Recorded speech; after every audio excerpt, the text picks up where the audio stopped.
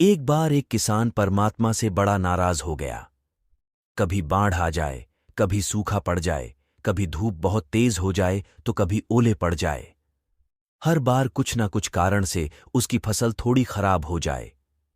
एक दिन बड़ा तंग आकर उसने परमात्मा से कहा, देखिए प्रभु, आप परमात्मा हैं, लेकिन लगता है आपको खेती बाड़ी की ज्यादा जानकारी नहीं है।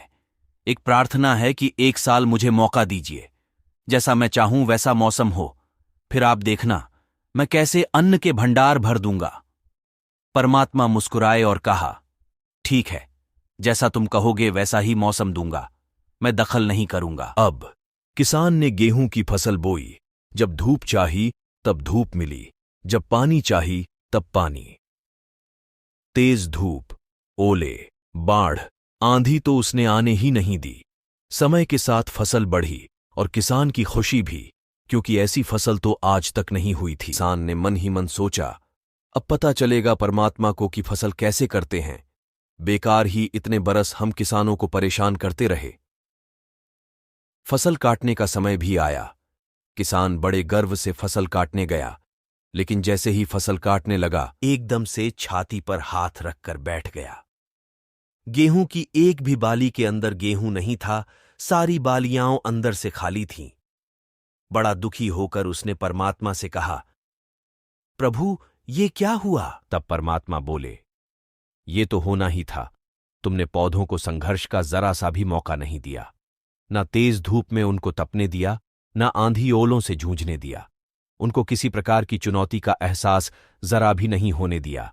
इसीलिए सब पौधे खोखले रह गए। जब आंधी आती है, तेज बारिश होती है, ओले गिरते हैं, तब पौधा अपने बल से ही खड़ा रहता है। वो अपना अस्तित्व बचाने का संघर्ष करता है, और इस संघर्ष से जो बल पैदा होता है वो ही उसे शक्ति देता है, ऊर्जा देता है, उसकी जीवटता को उभारता है। सोने को भी कुंदन बनने के लिए आग में तपने, हथौड़ी से पिटने, गलने जैसी चुनौतियों से गुजरना पड़ता है, तभी उसकी स्वर्णिम आभा उभरती है, उसे अनमोल बनाती है। इसी तरह जिंदगी में भी अगर संघर्ष ना हो, चुनौती ना हो, तो आदमी खोखला ही रह जाता है, उसके अंदर कोई गुण नहीं आ पाता। ये चुनौतियां ही हैं जो आदमी रूपी तलवार को धार देती, उसे सशक्त और प्रखर बनाती हैं। अगर प्रतिभाशाली बनना है तो चुनौतियां तो स्वीकार करनी ही पड़ेंगी, अन्यथा हम खोखले ही रह जाएंगे।